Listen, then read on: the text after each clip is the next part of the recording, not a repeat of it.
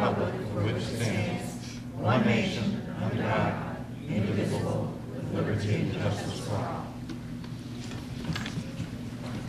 The first order of business is to discuss the strategic plan. At this time, I'm going to turn the meeting over to Dr. Bingley. Thank you, Ms. Henderson, and I'll have a very quick introduction, and let me start with this. As the board knows, we have had these 4 major goals that the board approves, and they are in our strategic. They were up there. Never mind. Go on. In our strategic planning purpose, these certainly give our organization direction and purpose. Graphically represented here are what we call operational expectations. Those are designed to fall under those goals and to bring clarity and focus and to guide us in how we utilize resources and, in essence, do our work. And I think the board is pretty familiar with how we develop those and agreed upon those. And of course, aligned under each of these operational expectations are outcome measures that we have given you, and they are on our website, and we'll continue to populate those as the outcomes come in. But bridging the gap between operational expectations and those outcomes, we seek, and the outcomes we seek, are the strategies you develop and deploy. When resources are shrinking, you better find ways to work more collaboratively and more strategically. When external factors are changing, bringing greater challenge, your organization better be agile and fluid to meet those demands. When your resources are shrinking and greater challenges coming at you from all sides, which I don't think anyone would disagree, that's kind of where we've been for the last several years. You better have people in the organization who can take a dynamic and strategic approach to meeting those challenges, or the organization will likely, perhaps inevitably, lose ground against the very goals you're attacking. So this morning, what we want to do is give you brief, but we believe very powerful examples of this type of work. In every case, you'll see that we basically are confronted with a challenge. We do lack the resources to just throw additional resources at that problem. So for lack of a better term, we threw a more strategic approach at it, and in every case with positive results that will support the outcomes that we seek. And so each of, I think there are 6 examples from various departments hitting each of these goals and many of these strategic drivers. They're going to be brief, about 5 to 7 minutes, and then we will, after each one, invite the board to give us their thoughts, their input, their recommendations as it relates to that particular effort, and then we'll keep moving down the line. So with that, I'd like to turn it over to Dane Theater. Just to kind of tell you how we're doing this, we'll start with a couple that reflect Goal 2. It is Goal 3, 2 that are in Goal 4, and we will finish with Goal 1, kind of in the concept that almost like all roads lead to Rome. Goal 1 is ultimately where all of these end up, we hope, coming home to roost. So that's the reason we're putting them in this purpose. So, Mr. Theodore? Thank you, Dr. Well, let me make sure. Just so you understand, this graphic now you see will be up here for every presentation. And you will note that as the presentation is being made, some of those operational expectations will light up, kind of showing that this is a document that we live with, that it guides our work. It shouldn't just sit there. It should be a strategic driver, and that's what we're going to try to show you this morning. Good morning, Board. Is this on? No. All right. I thought you could sit through the whole thing. Nope, yours is on. Yeah, nobody ever accused me of speaking quietly. Good morning. I'm going to talk about facility services and a small capital projects construction team. The primary goal of facility services is to support the educational mission of the school district by ensuring a safe, healthy, and productive work and learning environment. That is goal 2. To measure how well we're accomplishing this mission, we have 6 measurable strategic plan outcome indicators ranging from saving energy to correcting safety deficiencies. Those are embedded in the strategic plan. But rather than talk about those direct measures, I'd like to give an example of an operational change that I think you'll find interesting. 2 years ago, I transferred 4 multi-craft tradesmen from the maintenance department to the project management team and formed a small capital projects construction team. At that time, we were faced with several issues that I thought such a team could resolve, and I'm going to give you examples of 2 of those. Project management capacity. We had declining capital renewal funding, which was causing our infrastructure to fail at an accelerating rate. The maintenance teams were not effectively able to maintain and operate the facilities because they were being pulled away to do these renewal projects. Their job was maintenance, not capital projects. Even worse, the maintenance supervisors didn't have the training or the skills to manage outside vendors. They weren't trained in, or effectively trained in project management, such as scheduling and contracts management. I initially tried to address this by transferring the responsibility for that small capital renewal projects to our project management department, where it belongs. The problem with that was they had been reduced to basically a skeletal crew over there in project management because of lack of capital funding, and they didn't have the capacity to handle those projects. We had another issue, school-initiated projects. While we're extremely grateful that parents and boosters and business partners want to help our schools, those projects typically didn't meet our facility standards or comply with state statutes requiring designs by licensed architects or permits by our building department and construction by an insured contractor. So we initiated in 2004 a school-initiated project process, which was pretty cumbersome. We've solved the approval process by putting it online, but the schools were still a little frustrated, but they were looking for help. And I thought that this small capital projects team could go in and do estimating for them, help with the design. We have an in-house drafter that would help them with that. We have in-house architects that can sign and seal those, and that they could deliver those construction services for the lowest cost possible to our schools. So, given that, how did this small capital projects team address our operational expectations within these 4 goals? Well, let's start with goal 2. That's where we live. That team, as well as all the facility services, are responsible for, as I said, providing adequate and appropriate facilities. That small capital projects team does that by acting as a tiger team within the project management group to execute projects requested by our customers quickly and cost effectively. I believe, however, that they best demonstrate the concept of fostering, those are the 2 where they live. They do that all day, every day. But they demonstrate the shared purposes and collaboration by providing the design and cost estimating and project management services at no cost for school-initiated projects. We do that. We eat those costs administratively and offer those services. And they provide the construction services at the lowest possible cost, much cheaper than outside vendors if those schools are to go out and hire somebody, for our schools and other departments such as food service and CTE, and for programs such as Head Start. They're in there helping out those schools and departments. For goal 3, capable and engaged workforce, the members of the team have built leadership and job-related capacity in the organization in several ways. It was a requirement to have 2 skills, typically electrical, carpentry, HVAC, as an example, to qualify for the position, but everyone on that team has gained expertise in additional trades, allowing them to do more complex projects within the last several years.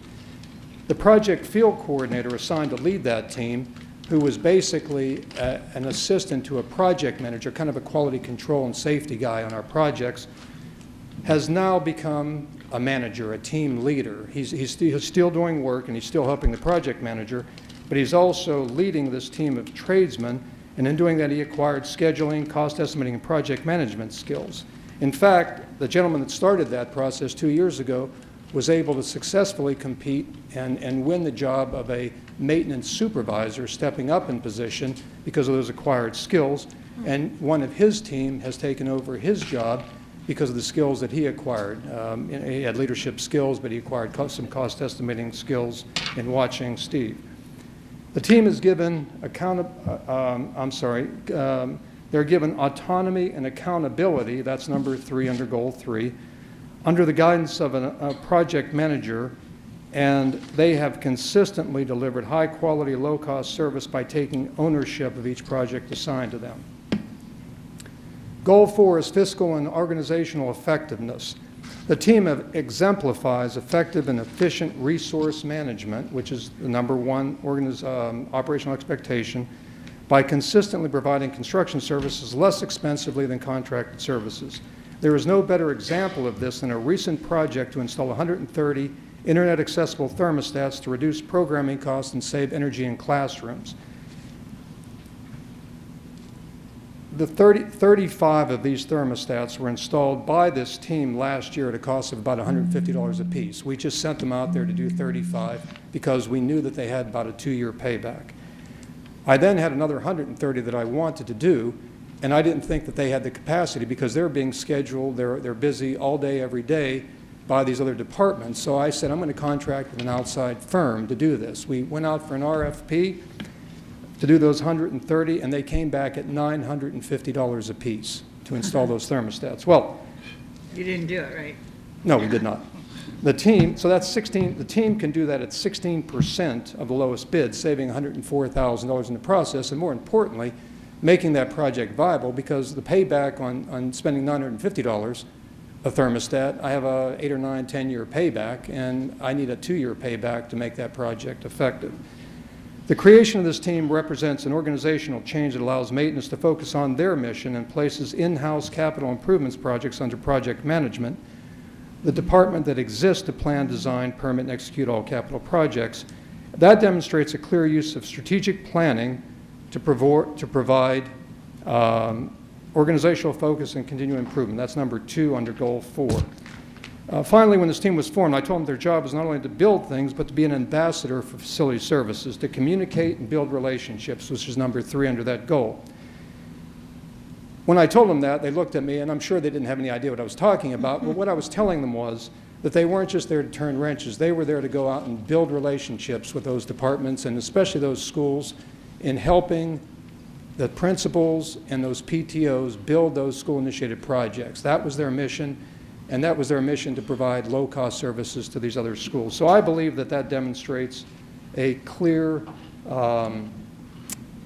partnership with the schools and the community in terms of the PTOs and the business partners.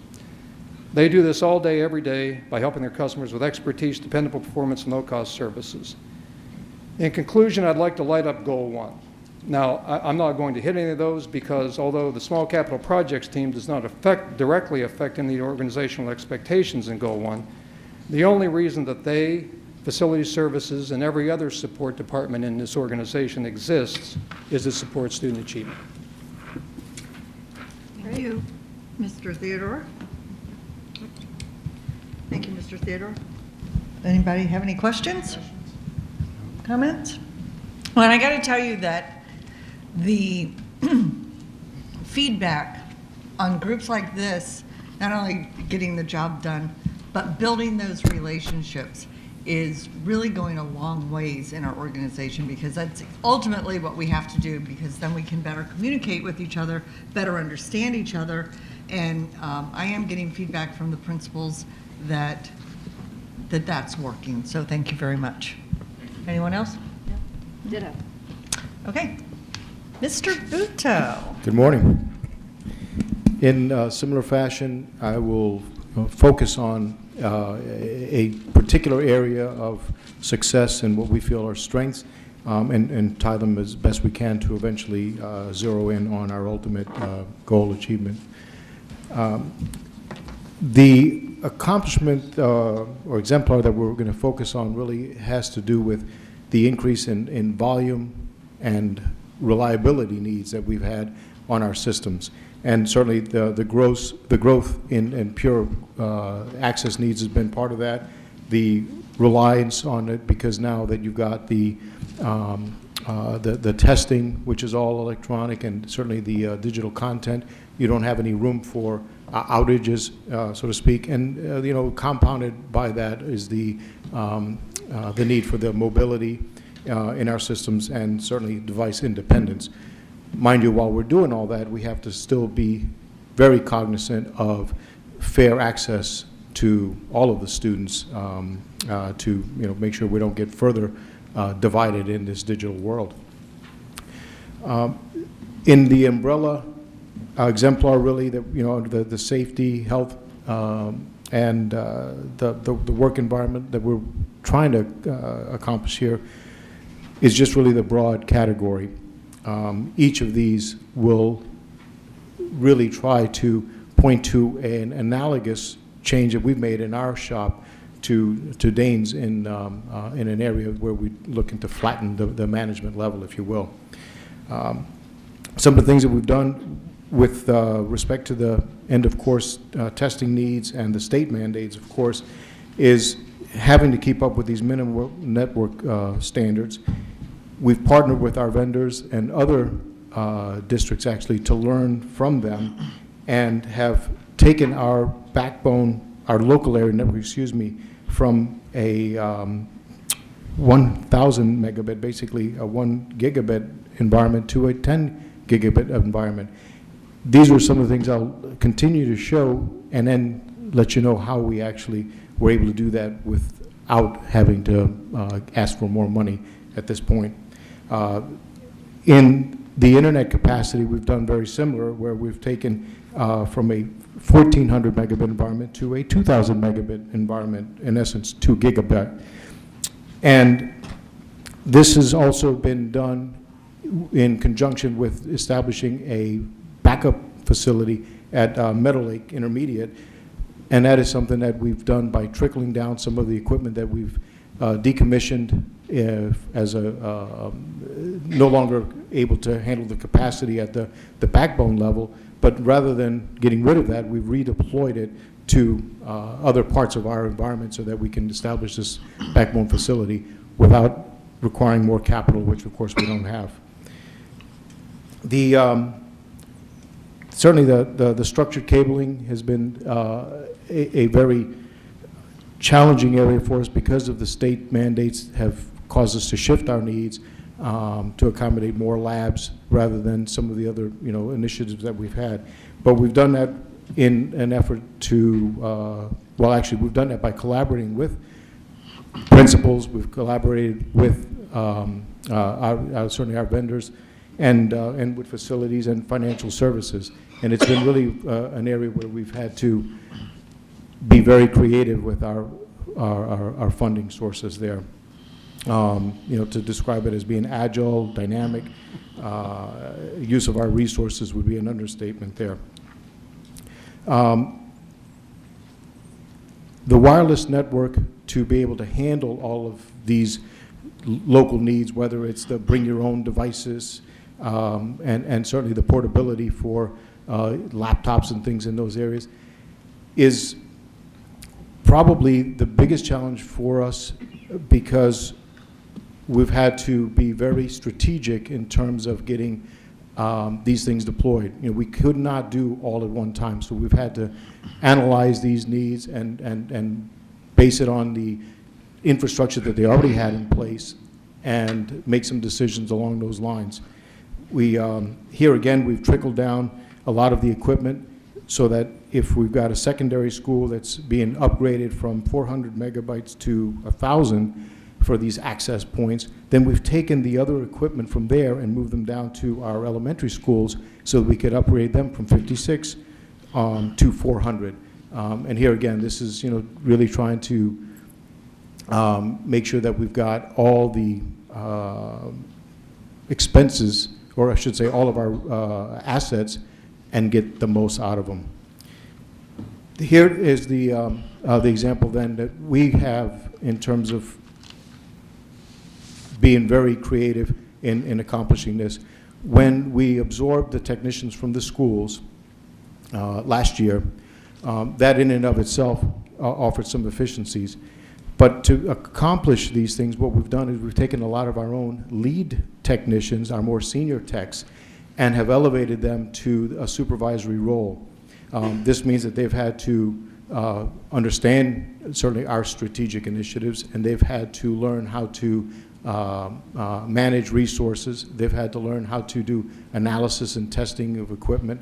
And by the same token, our senior manager of that area has had to kind of downplay or some of his role to a more of a hands-on type manager. Here again, the industry, private sector has for decades now been flattening that middle management function, and that's how we've been able to go ahead and accomplish that. The lead techs have also learned how to interview, so we've worked with human resources in streamlining the whole hiring process. This past year, we've had to hire 19 techs, none of them new techs. These were replacing some that have left for retirement, some left just because the industry now is starting to become a little bit more lucrative for them. So we're starting to see more competition with the private sector for those, and being able to hire these quicker and, more importantly, hire better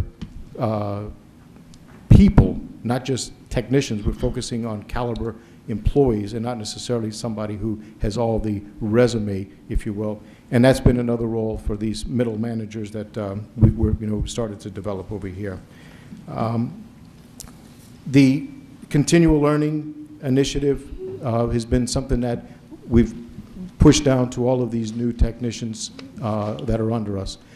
That is an area where in the past, when they've been working for the schools, they've been able to accomplish quite a bit, and the principals have been really doing a good job of managing them with limited capacity. Now we offer them, though, the ability to become more technical and strategic in terms of our long-term initiatives there. In result, or the end result of all this is that we've been able to easily save over $1 million in cost avoidance, really, of equipment like routers and other technical pieces by redeploying, by being creative and strategic in all that we're doing here. Our agreement with Microsoft, the EES agreement that we negotiated, it's something that they offered for education, but we've actually worked hard with them to get the best deal. In the XP world, that we had 34,000 pieces of equipment that still had XP that we had to upgrade. There alone, we saved hundreds of thousands of dollars. And then you take in the 5-year plan with the Microsoft agreement that we've got, what we're saving is in the order of millions versus having to go and buy Microsoft piecemealed along the way. And those are some of the kinds of efficiencies that we've been able to appreciate from what we've been doing here. Thank you, Mr. Buto. I've got a question, Mr. Buto.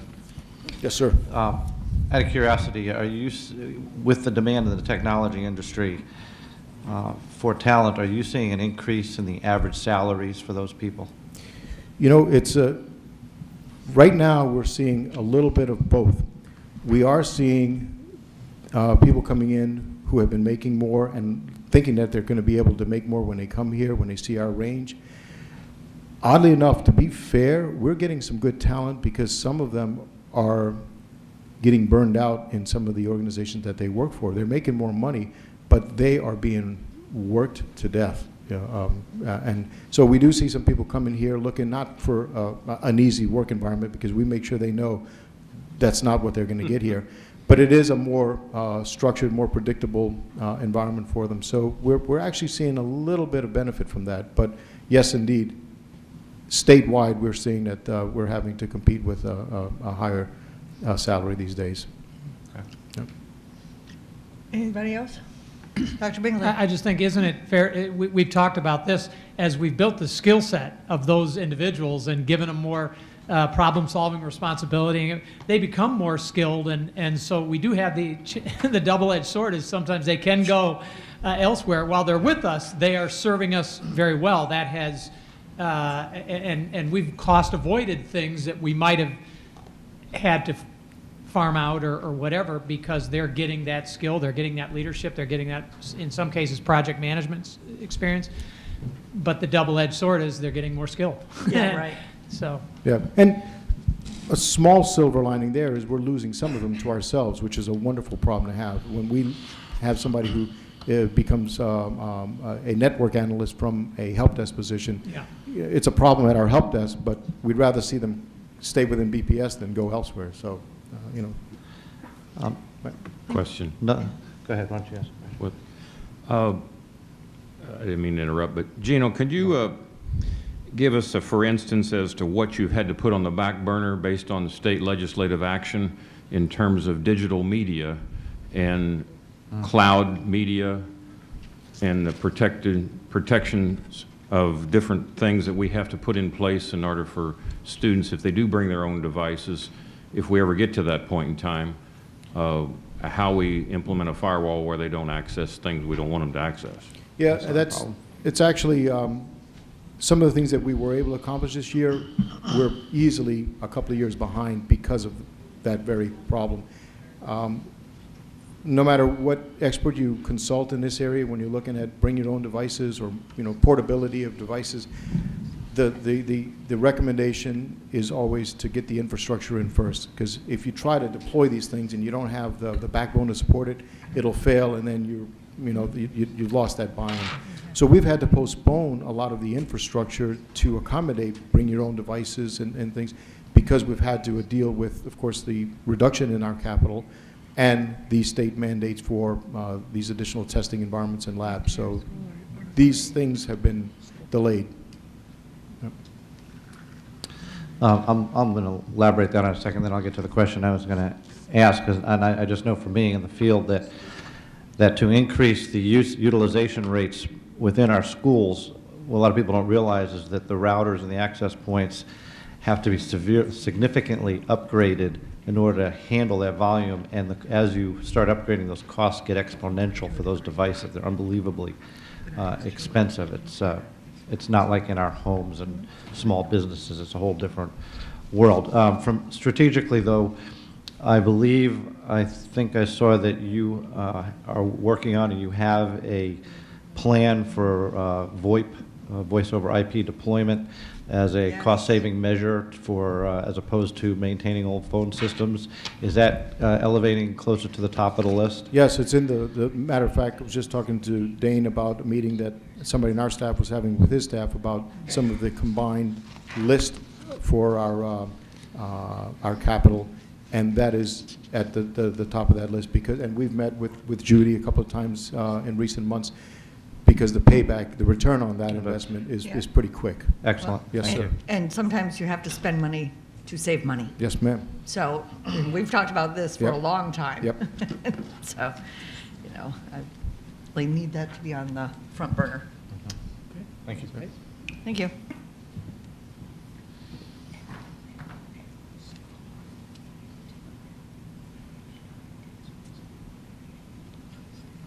Good morning again, members of the board. Dr. Bingley. In HR, we do a lot of different things, but we're not going to talk about all of them, just a few that we're really proud of. Oh, go ahead. In terms of building a capable and engaged workforce. Obviously, Goal 3 is at the center of what we do, and I think one of the most important roles for the organization that we fulfill is this idea of building leadership and job capacity. It is certainly not something that HR does alone. We work hand in hand with our area offices, with curriculum and instruction, with the other organizations, other divisions within the organization, but this is really something that we have made a priority for us. And we're trying to do that at every level, really building a pathway, starting with teacher leadership right on up, because we really believe that effective leadership and capacity building at every level is what's going to help us fulfill the district mission and the strategic goals. In particular, it's important to cover all four of these particular areas. We know that skilled leaders are fiscally responsible and use their organization, their resources to the maximum effectiveness.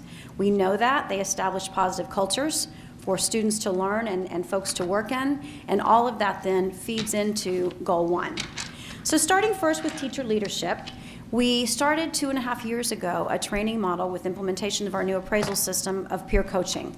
And that was an idea to try to build capacity at each school to both better understand the instructional rubrics, what good practice looks like, and then how to work with their peers in a coaching, collegial, peer mentor to share and develop and grow together.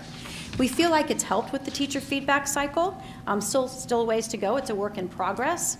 But by training 2 to 3 teachers at every school in this area, we feel like we've been able to strengthen that capacity at the ground roots level. This year, we did what we called a VIPS project. We recruited 36 teachers to specialize in one of 6 high-yield strategies. We looked at inquiry learning, we looked at maximizing technology in the classroom for learning, as well as differentiated instruction, high-yield strategies, and higher thinking. And their goal was to really build their expertise in one particular strategy, working with folks in the resource teacher world and C&I, to then create classroom videos in which they were taping themselves, engaging in these strategies. They revised those processes. It was a continual improvement cycle so that we now have a video library showcasing 6 strategies that are highlighted in our instructional appraisal system. Those will also be highlighted then in our teacher convening. We had our first teacher convening in January. This is teachers teaching teachers, and it's really all about celebrating the profession of teaching and raising their voice and giving them a sense of empowerment in terms of how they can contribute to the leadership efforts at their school. We'll be following that up in September with our second teacher convening. Peer coaches are going to be our target audience. We're again asking administrators to come and be a part of that celebration, but it's not just celebrating, it's also learning, and we've been able to do that completely with grant-supported funds.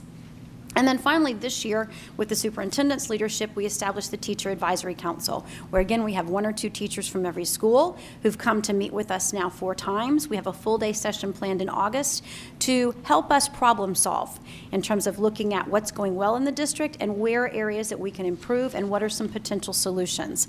Our meeting in May was a combined support and teacher group. It was very effective in terms of giving us good feedback and direction for next time, as well as helping them to understand that their voices are important in the district leadership and the strategic planning process. In the fall, Dr. Respis also started and revised our Brevard Leadership Academy, what we used to call Leadership Awareness 1 and 2.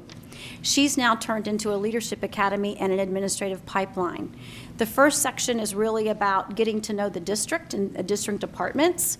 And then the second part was for those teachers who've already finished an ed leadership program or who are near completion, not yet in a leadership role, but wanting to strengthen their leadership skills. So they did things like in-basket exercises, as well as the learning about the district piece. We've also highlighted trying to strengthen our assistant principals. We start with our Admin 100, which is for our first and second year APs. It's really about mentoring, giving them an opportunity to pair with a more experienced assistant principal. And today you appointed Mike Alba as the principal of Vieira High School. He has been a tremendous mentor in that Admin 100 program, helping to strengthen new APs in the system and helping them to mature. Our area coordinators play a real key role in that. They come to every meeting and participate. We've also had guest speakers from the directors in curriculum and instruction, directors in HR, who come and share just a little bit about their leadership experiences and lessons learned so that our new APs are growing and developing there. One of the most important things they've highlighted has been our community circle, where we've really tried to create a safe environment where they can ask questions, talk about the things they may not know in a world that is safe, and yet they can get help from other people in the district who've been there and done that, so to speak. We also then really strengthened our AP Academy over the course of the past 2 years, trying to focus on this concept of cross-training so that both our elementary and our secondary APs are getting a full sight of the experience, not just limited to either discipline or facilities or curriculum. And this year we really focused on instructional leadership. We looked throughout the course of the time at the multiplier effect. Didn't actually have them have to read the book, but many of them did choose to read the book. And then each time we talked about what we can do as leaders to multiply and expand the potential of others who are working with us. Mrs. Van Meter really supports that effort as well. She attends regularly and shares with them. And we've had speakers from facilities, risk management, security come in to help them build their skills and what they need to know. Once our folks become principals, though, we know that they still have questions and need support in many of their roles. So we have a coaching and mentoring program for our first and second year APs. First and second year principals. About 50% of our sitting principals are certified as mentors through the coaching and mentoring training cycle that was started years ago in the district. And they really work together hand in hand. We have one whole group meeting every time, and then they correspond and communicate throughout the year to support one another. All of our administrators are also trained in supervisory coaching. So it's not just about how they observe teachers, but how they can give feedback to teachers in a meaningful way to improve practice, or even help their other employees in the support staff world continuously grow, because that's really what it's all about. And then finally this year, one of the things that I was most proud of was our instructional rounds process. Again, through some grant dollars that were from Race to the Top, through the state money, we were able to bring in Max Thompson again to do some specialized training with 15 principals who were selected, one from each feeder chain, to come in, get some extra training, and then lead instructional rounds in their feeder groups with both assistant principals and principals. The primary goal was to strengthen inter-rater reliability so that we're seeing the same things and giving the same kinds of feedback to teachers, but also to help recognize instructional practice and strengthen their role as leaders in the building. As far as next steps, this year the legislature has designated some additional dollars in a grant and an allocation for leadership development. We haven't gotten official release of those dollars yet, but I've been in communication with Brian Dassler at DOE, getting some ideas about what we might use those monies for. We estimate it to be around $180,000, and I'm having a meeting with my directors and the directors in CNI in July, second week of July, to talk about this year's charge session, how that went, what we might want to do differently, and how we might really use these funds to build capacity throughout the district. A concern clearly is that we have 24 sitting principals in drop. So we know that this is a key area of focus. And we believe that coming together well, it all is going to feed this idea of student achievement. As John Maxwell says, the growth and development of people is the highest calling of leadership. And we really want to do that at all levels. Thank you, Ms. Pace. Any questions? Dr. Bingley? Just, I think it's fair to say, Ms. Pace, really in the last couple of years, I mean, we saw a leadership pipeline issue and said, we have to strategically attack this at every level. Yes. And I think that's what you really are conveying here, because that starts. Ms. Nisi? My question is this workshop also going to include some discussion on the outcome indicators that we got earlier? The specifics under these, or is it just going over these individuals? It's going over the strategies. We can have, as you know. We'll talk about this. Okay, after because I didn't see an agenda. I didn't know if this was part of it, so Okay. that's why I was asking. We'll finish this, and then as people have questions about that, we can go into that.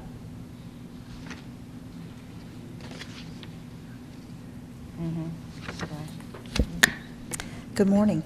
Morning. As the board is well aware, financial services is rather a diverse division. So honing in on a particular area, as the superintendent requests us to do, I decided that I would focus on food services.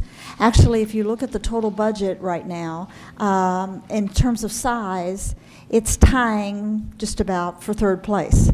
Because the first, in terms of largest dollar amount, is the operating fund. The second is our health insurance trust fund. And then food services is just about tied with capital at this point. So it's a $43 million operation. Certainly, if the board has heard presentations from myself and from Kevin Thornton over the last few years about some of the successes that we've had. But for purposes of the audience that may be listening, if you were looking at this, say, 25 years ago, you would see a program that had the highest food cost and the highest labor cost in the state of Florida. So certainly there's had to be a lot of strategic planning that has gone into this effort to turn this program around. Currently, what we have is basically a program where there is one district in the state of Florida that has a lower lunch price than we do. That's Marion County. It's by 10 cents. But as we've talked with the board before, when you go to look at lunch prices, it's a little bit deceiving because you have to consider the other kinds of efforts that districts are putting into the program. And again, in Brevard, we're making it sure that it is self-sustaining on its own. It takes a lot of planning going through this. We want to make sure that we're looking at certainly the labor cost and certainly the food cost. And with all the constant changing parameters with the regulations, especially those coming in from the federal government, it's been an ongoing challenge for us to consider doing those. It's basically a constant effort. As the board knows, though, we are successful in holding down the lunch prices. We have a no-cost breakfast program that we are implementing, and we've had some success with grants as well. So we're trying to pursue all the avenues that we possibly can. When I talk about the no-cost breakfast program, again, that will be entering our 14th year coming up. So we've been doing that for quite a long time. When you start talking about certainly the food service program, it's very involved in looking at providing the service to our students. And along with that comes the appropriate facilities. Knowing full well where the capital projects budget has been for the last few years, the food service budget has accepted the responsibility of dealing with renovations, upgrades on equipment, and those kinds of things. That's a constant, ongoing effort. And along with that comes those shared collaborations. Now, actually, we're sharing in other areas that I'll touch on a little bit, but the first one that I want to talk about is absolutely with our maintenance and our facilities folks, because we've got to all be worried about keeping those facilities up to date, keeping them attractive for the students so we get the participation that we need, keeping the kitchen itself a very safe environment for our workers to work. And so we're constantly looking at that. Every summer we have some projects lined up. We have a couple of middle schools going on for this year and some other walk-in coolers. So those kinds of things are constantly ongoing, trying to take that burden off of capital projects at this point. And over the course of the last 14 years, we put like $24 million of food service monies right back into those facilities in terms of improving them. One thing that the board might be interested in knowing about is we have taken this ongoing effort in these last 2 years to refurbish and upgrade all of the furniture that is in those cafeterias for the students' use. And again, that was at the cost of the food services. If you go back to strategic planning, I mentioned that earlier, but in light of the strategic planning process that the board has delineated, Food Services has their strategic plan that follows in suit and in line with that. Very much in support of what you have, but they have 4 major areas within their strategic planning. One of them certainly is to provide those nutritionist meals to the students. The second, at a lowest cost possible, looking at the labor, food cost, everything involved. The other 2 we don't spend a lot of time talking about, and I do want to focus on a little bit, and that is the training of our employees and making sure that you've got that retention aspect as well. And then, as I said earlier, the safety-ness of the issue. So now we're going to go back and we're going to talk about the safety and work environment. As I mentioned earlier, though, it is the area that we're concentrating on. And that's not necessarily just that it is the facility itself. Sometimes it's dealing with the equipment, making sure that we have up-to-date equipment and we've trained on that, but it is actually the use of the equipment as well. So it drills down into areas such as a while back we had an issue with people and workers' comp claims coming in from the use of the steamers in the cafeteria. So we put in a training program that modified the way that our employees would actually deal with those steamers. So we're looking at the safety of our employees at all particular points in time. The training is an ongoing issue. It doesn't necessarily have to do so much with benefits or pay. Sometimes it's just a constant turnover of the employees. So we've put into aspect 2 kinds of floating positions, if you will. We have the interns that are actually cafeteria manager trainees, if you will, but they help us to set in whenever we have a cafeteria manager that is out of the building. They're getting trained in all the aspects of being a manager so that when we do have some vacancies for people who are retiring or leaving the area for whatever reason, that we would have people already trained that can move in. We've done similar things with cooks and bakers. So we have some floating positions there as well. As you can imagine, you can't have a cafeteria operating on a daily basis if you don't have a cook and or a baker operating. So we have those positions. We've worked very hard. Those positions, by the way, are constantly getting training. Our managers get the Serve Save Training certification, which is a nationally recognized course on food safety. We provide also that training for people who work in our concession stands. Those aren't our employees, but very integral, as you can imagine, in our activities where concession stands are being used. We provide that training for those folks as well. Many different ways that we're interacting with the school and the community. We actually have involvement with a number of different community organizations. We're doing summer feeding as an example. With some of the organizations would be the Boys and Girls Clubs, the Brevard Parks and Recs, the Second Harvest Food Bank. So we're very involved with some of those kinds of activities, also with United Way and with the Children's Hunger Project. So we've got those tie-ins. But I think I would hone in more on the parents at this point, because it's educating the parents as well as our students on all of the nutrition. Someone mentioned earlier about, unfortunately, the childhood obesity that we are facing in this country, and the new standards that have come down from the federal government have been pretty alarming and pretty shocking, I think, to our student population and our parents.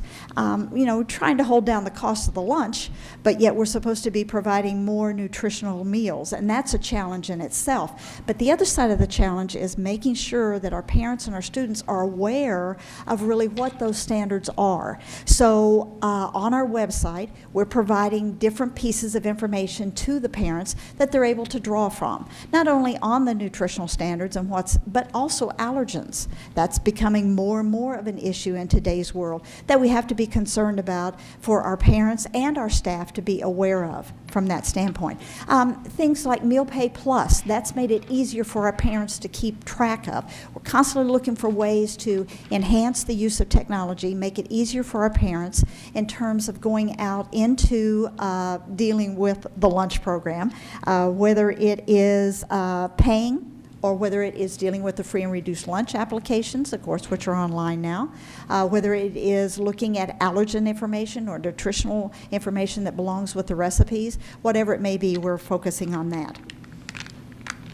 One of the areas, and I kind of highlighted here, certainly I don't need to tell the board or the public, research tells us that if a student starts with a nutritional breakfast and also has a nutritional lunch, they're gonna do better. Actually, some recent information came in from the U.S. Library of Medicine, and what they were saying is maximizing student potential in core areas begins with students starting their day with a wholesome nutritional breakfast in the morning and also enjoying a well-balanced lunch. So, you know, it's that thing we hear over and over and over again about that. But besides that, I want the board to also, and the public also, to know that one of those staffing areas that we've really enhanced over the years is like putting nutritionists on staff. We started with one a number of years ago. We are now up to a total of 3. They not only work on the menus and the planning for in the cafeteria, but they're also available to go out into the classroom and work with teachers. We have a number of venues of where we make materials available for teachers that they can embed into their classroom, be they online materials or be they written materials. But having the nutritionists there as well to be able to have someone that they can pull information from, I think has been a real advantage over time. They're actually out there concentrating on elementary schools, but they do work with those HOPE teachers as well to be able to focus on that particular thing. And as I said earlier, I mentioned grants briefly, but those grants getting into some of those schools have really, really helped also to build the awareness more on the student population. And that is something that's gone a long way. Whether it is the Fresh Fruits and Vegetables grant that exposes students to new and different vegetables and fruits that they've not had a chance to deal with, or whether it is some taste testing that we might be doing in the cafeterias, or one of the other grants was, of course, the PEP grant that kind of embeds some of these activities in with their PE program. So, okay, questions? Yes. Dr. Krupp. Thank you, Judy, for identifying in food services, but I have to go back to a meeting that we were given, not a meeting, but a presentation by our food services director. I think it was back in November or December, saying that he was going to have to raise the price of the meal starting this next school year. I haven't heard anything since November or December. I'm looking at the budget book and I see where the federal revenue expected is a 10% increase, and there's a 10% increase expected in the local sources under food sales type A, and I'm just wondering how we're going to expect to do that when, keep in mind, there's a major drought in California, which is one of the major producers of vegetables and grains. There's major flooding in the Midwest, which is a major producer in the Midwest of grains, bread products, etc. There's a problem in Iraq. So now we have fuel charges being assessed to us, so the price of fuel is going up. All of these things are going up. If you've been shopping, and I know everybody has, you try to find the best bang for your buck in vegetables and grains and what have you, and you're still hit with a major 3 to 5% or 10% in some cases in raises. My question to you and others is, how do we expect a 10% increase in food sales for local revenue when our free and reduced lunch is going through the roof at 68% or better for most of our schools? So we need to raise the price of our meal is the bottom line. And I'm not hearing anything coming from anyone about doing that. And yet we had a presentation 6 months ago that said we needed to do that just to break even. So yes, I'm passionate about that for food services. I've been a school principal. I see what foods are served. We've heard from students every month that the lunch is not the best in the world, but yet we can go to McDonald's and get a $2 sandwich, or we can go other places that have specials for $2. Subway's now having a $2 sandwich advertised on I-95. Get your Subway sandwich for $2. So in order to make things right, we've got to address this in our strategic plan. We've got to quit pinching Lincoln off the penny. We've got to get down to serious business and let the public know, as it's been described to us back in November and December, that food prices are going up. The federal government's demanding more. We've had to cut our 500 recipes down to 250. We've got to put in whole grains. We've got to cut out all of this junk food. And if you've heard any of the information coming out of some of the child hospitals, the children hospitals, especially out of California, I listened to a physician there for over an hour talk about how we're poisoning our students, our babies, with corn syrup in, of all things, the baby formula. Those parents that have WIC coupons get the baby formula. If you look at that, there's corn syrup in it. And what does corn syrup do in your stomach? It turns to alcohol. What does alcohol become? It becomes fatty tissue.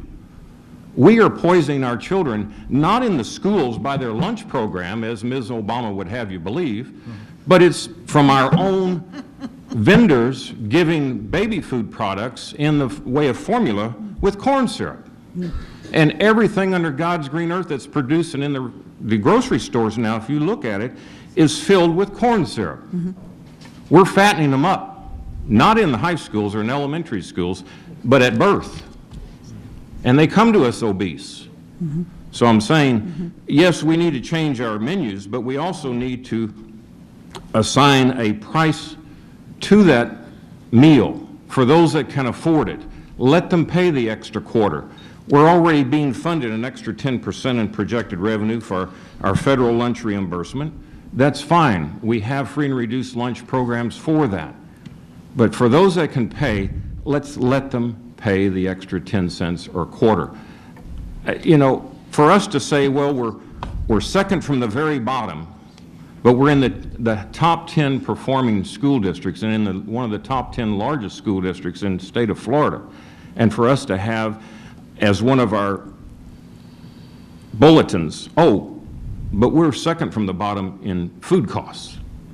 But yet we're scraping the bottom of the barrel trying to feed them and give them a decent lunch. I think we need to raise the price. as it was advertised 6 months ago. You know, when I first came onto the board, we found out that the prices for the lunches had not been adequately funding our costs for many years, and then the prices went up. Last year when the Obama, or the year before when Mrs. Obama's plan went in, it was, we got reimbursed from the federal government, what, 6 cents, and it cost us 37 cents per lunch. So just to meet the requirements. I think that, I agree with you, Dr. Krupp, in that We don't need to subsidize. whatever we're going to do, we need to be able to, our lunches need to be covered by the people that are paying for them. We shouldn't be subsidizing that. Now, I do know that you get a lot of money from the a la carte, but we don't have a la carte in elementary. And if you're going to use the money from the a la carte to subsidize the elementary, then I don't know if I agree with that either. Madam Chair, if you look in the budget book, there's a 20% reduction in a la carte projected for next year. So, anyway, you do need to, I personally feel that we need to, if it costs $1.80 for us to produce it, then we charge $1.80. I mean, or, you know, we shouldn't be losing money on our lunches, because where are you going to take it from? I know what you're going to say. You're going to say, well, you get it from the a la carte, because everybody spends a la carte, but, and just back to your Meal Pay Plus, one of the good things about Meal Pay Plus is that as a parent, you can go out and see exactly what your kid is eating. So you know whether or not your kid is paying for one of our lunches or going to the a la carte. And it's always an interesting discussion with my husband and my youngest. Wow, you had 3 ice cream bars today, really? You know, so. Well, and Yes, Mrs. DC. Well, and isn't it better if they pay a little more and eat a healthy lunch than pay it and throw it away, and pay the lesser price and throw it away? I mean, that's my other concern. And like you said, so instead of buying the meal, the regular meal, they're buying the ice cream bars and things like that. I would like to see better food on the menu, even if that means increasing the cost a little bit. Right. A Mr. question Ziegler. about the federal nutrition program, which is what you alluded to, has created a lot of our additional expense. Nationally, there's been a tremendous amount of pushback on that program. Has there been any pushback to the point that we could ease up on those requirements, save some money, provide more nutrition, well, not necessarily nutrition, but better Not that food? I'm aware of. Kevin Okay. was just at a meeting not too long ago. You Well- know, he may be able to respond, but let me, I have one. if I can, back up to what Dr. Krupp said. Great points, great points. When we were standing here with Kevin doing the last presentation, 2 things were huge unknowns at that point. Number one, the standards for a la carte had not come forward yet. We had been led to believe that it could wipe it out completely, and that was a huge unknown. The second thing is, you may remember, I don't believe it was in his last presentation, but maybe the one back last May, April or May, that we were fearful that there is a proviso in the federal government language that says you must charge a certain amount for your lunch program. We were able to get a waiver for 2013-14. We did not know that a waiver would be a possibility for 14-15. Since then, we have learned that we can get a waiver for 1 more year. So the federal sets aside, we just learned that not too long ago. The standards for the a la carte just came out, so Kevin's staff is going through the process right now of trying to analyze. It will not wipe it out completely. We still have some leeway where we can kind of still offer some of the things that we have been doing, but it is going to seriously curtail it. We had not brought a recommendation forward to you because of the delays in getting the answer to those 2. We had some preliminary discussions that if there needed to be a raise, perhaps we would do it mid-year with second semester. We can certainly entertain, you know, anything that the board might want to do, but we felt like jumping out ahead of not knowing the full impact of those 2 major items would be, you know, premature. Why are we asking for a waiver? To keep the costs low? Well, if I remember right, the government rate would have taken us in the range of about 225, was it, Kevin? 210, which would be a significant increase over our $1.70. I'd just like to add, philosophically, I think it's sad to have to charge more to those that can afford it. to subsidize the free lunches that the government is requiring us to provide and not paying for. That's terrible. I'd like to suggest, as a strategy going forward, that, ladies, I'd like to suggest as a strategy going forward that we start engaging some of our local agricultural industry to see if they'd be willing to do some sort of local farm fresh program. I'm willing to bet with the volume that we need, if we can guarantee them a certain amount of volume, they might be able to gear up producing local farm fresh products for our schools, and maybe we can analyze that and figure out if there's a cost savings for us and an economy enhancement for them. And also maybe even work in some type of farm academy of some sort where kids can learn that industry as well. I think that would be a great direction to work on now to see if it's feasible, because it may take years to actually make that happen. Thank you. Appreciate that. Good point. We've not had an agricultural program in the district in a long time, many, many years. Anyone else? Okay, thank you. How about a hydroponics career academy? What? A hydroponics, a career academy. Good morning. So I'm going to switch gears. And about 14 months ago, we implemented a new advertising program. And we also began revamping. Oops, I'm next. I'm sorry. There we go. We also started revamping our district business partner program. And the reason why we're bringing them together is because they really do complement each other. And I really want to stress that what's important about both the business partner program and the advertising program is twofold. First, the obvious is that it brings in new revenues to support our schools and the programs in our schools, either through the business partners' contributions or through actual revenues that we generate through advertising dollars.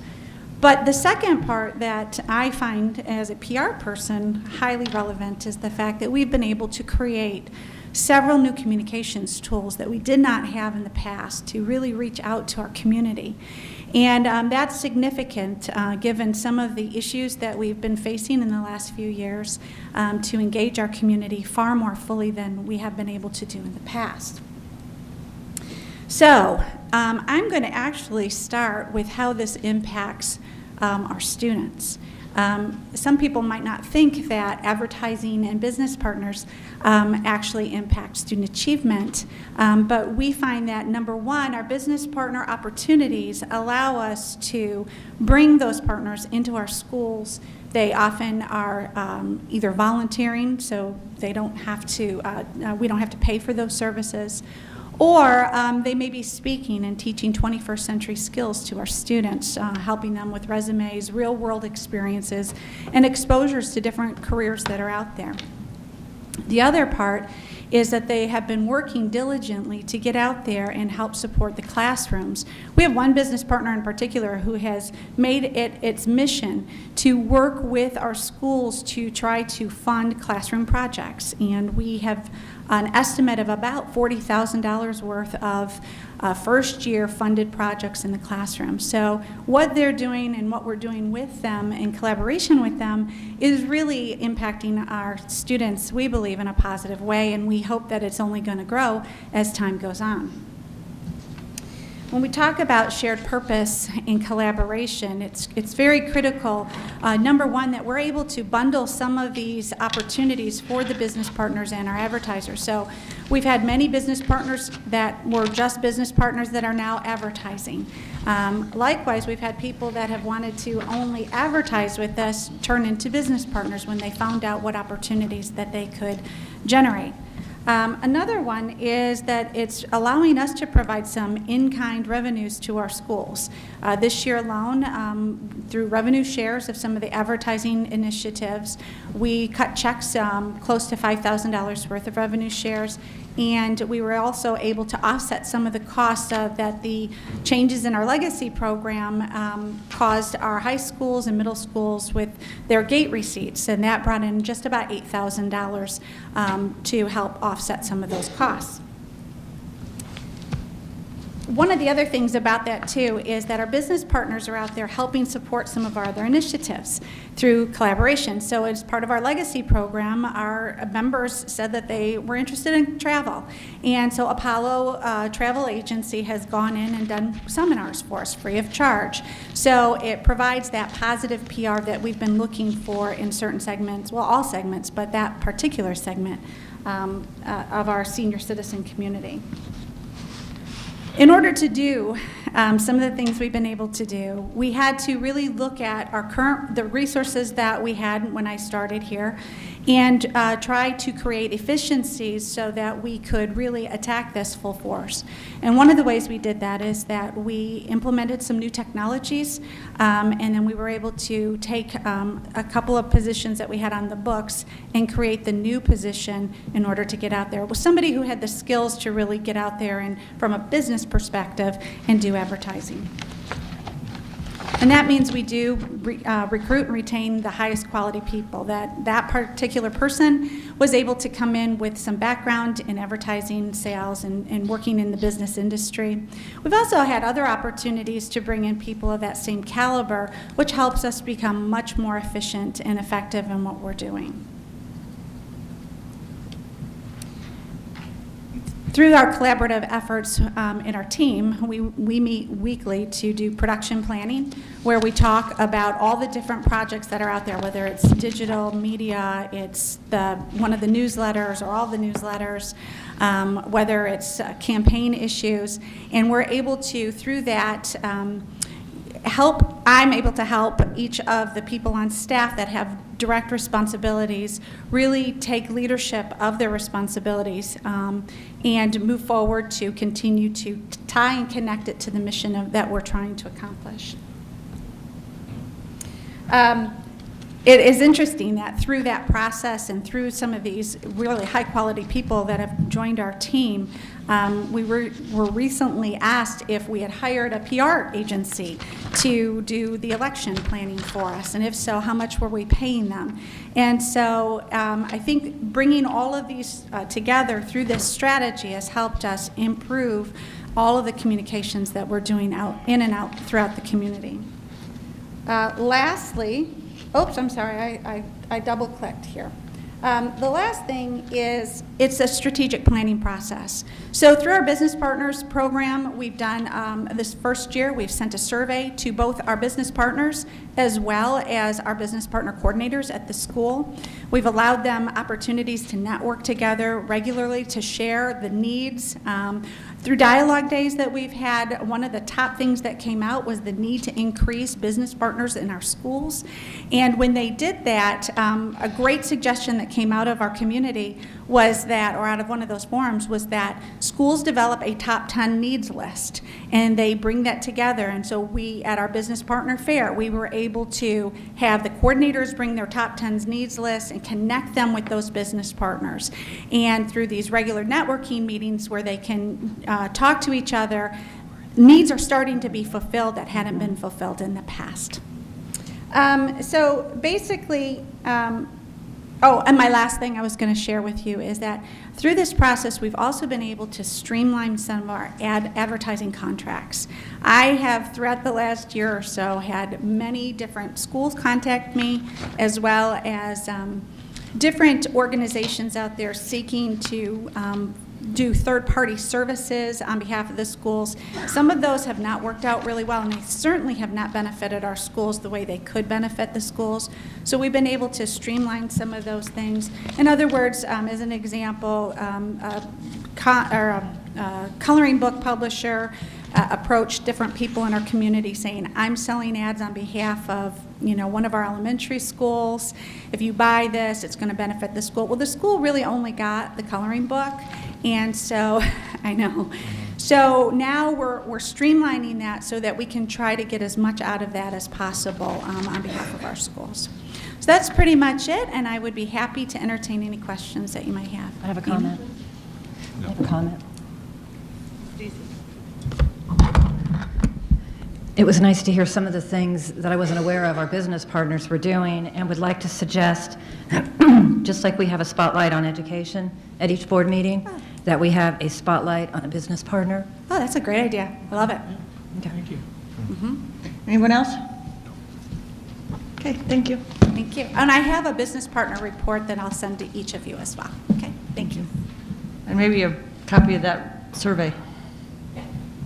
And Ms. Henderson, I guess I would just ask again, as part of this workshop, we're going to have a chance to talk about some of the strategics. Yes, It's- I told Dr. Okay. Bingley that I was going to allow him to do Okay. this portion. We will get to it. I'm just saying it's been a Please. lot more than 5 to 7 minutes each person. Okay, so, okay.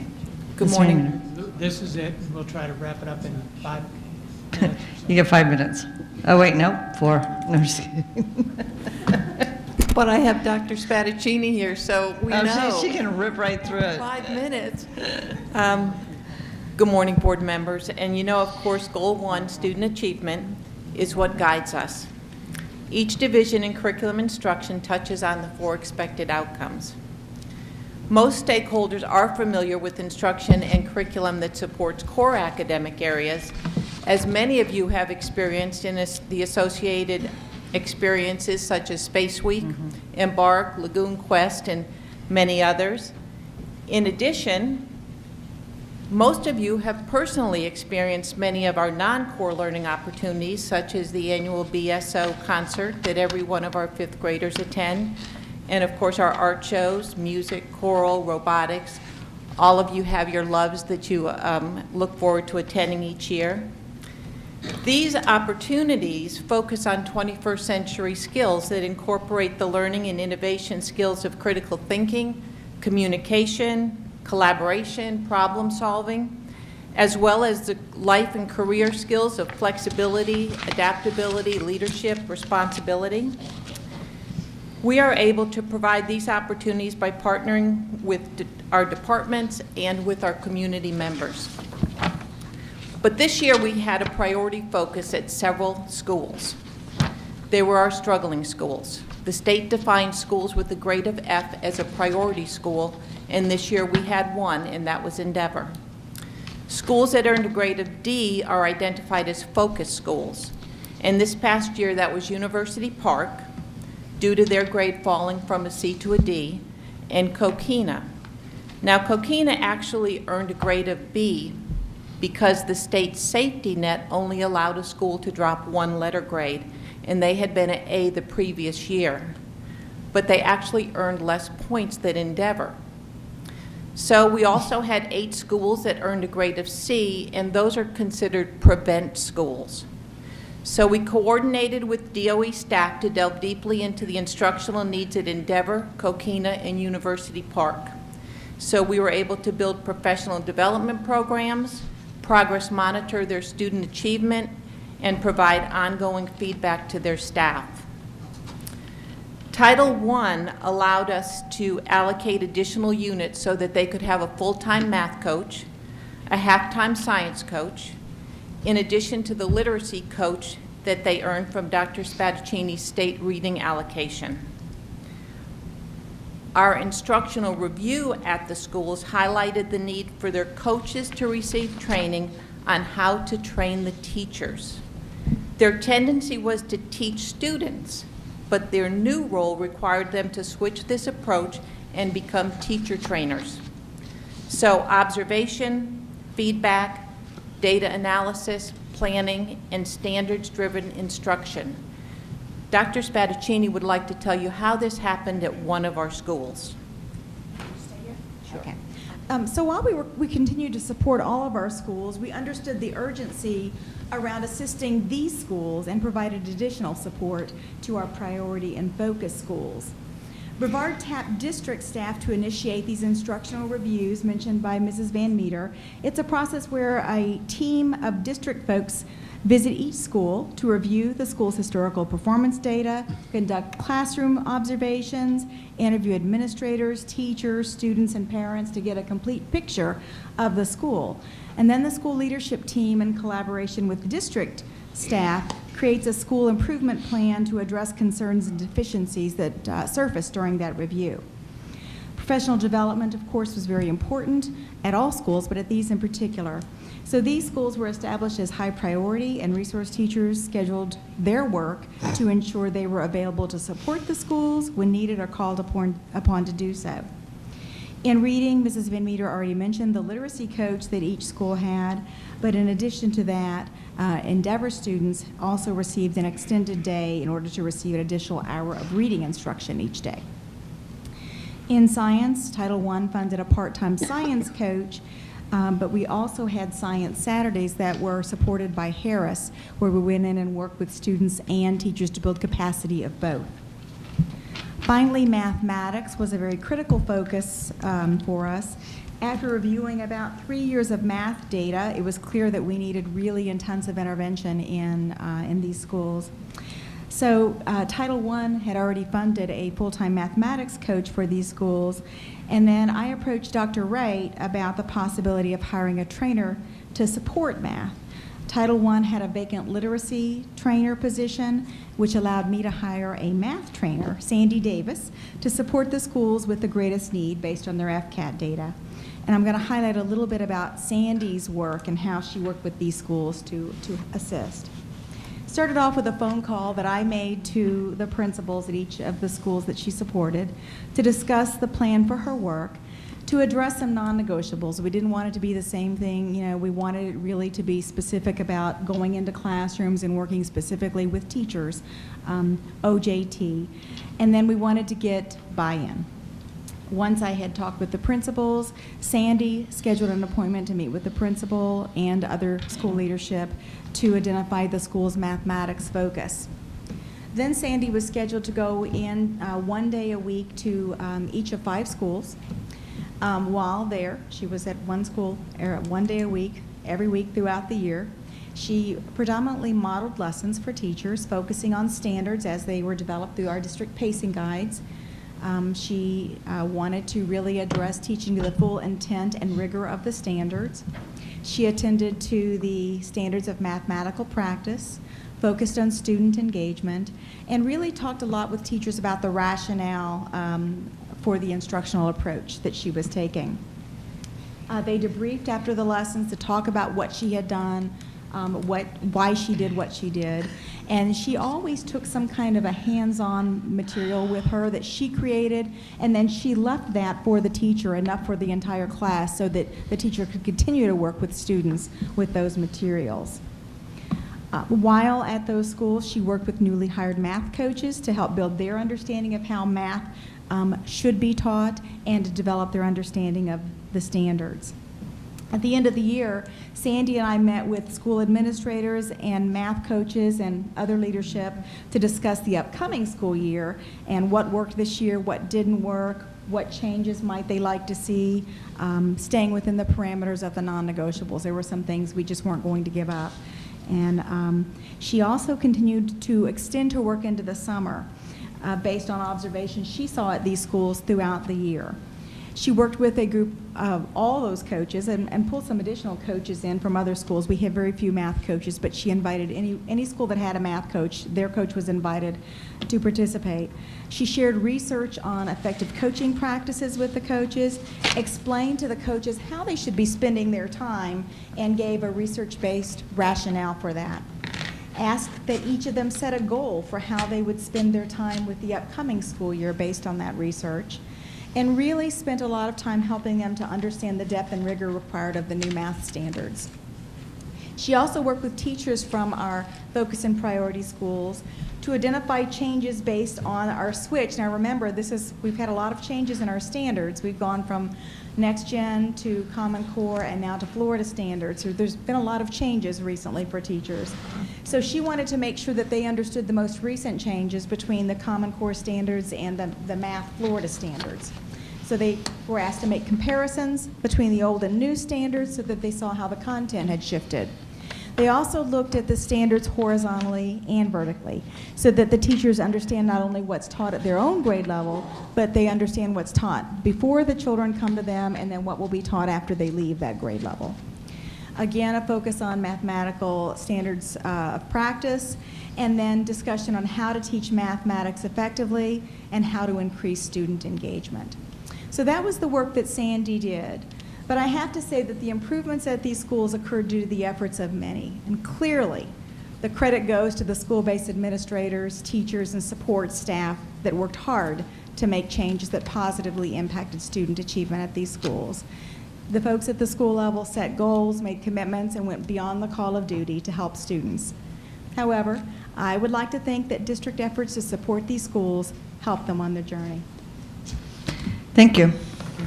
What Lynn failed to mention is that Sandy Davis spent over 850 hours in our schools this last year serving those 5 schools, which is really close to at least 5 hours every day.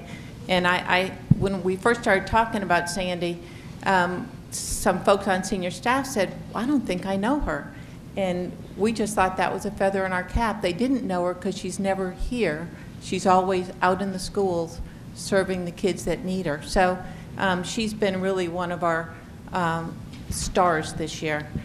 So, you know, just to finish up, Dr. Spadaccini and Dr. Wright and I met every 2 weeks, Friday mornings at 7 o'clock. And if you know Lynn, you know that 7 o'clock isn't her favorite time of the day. But so our goal was to talk about those priority and focus schools.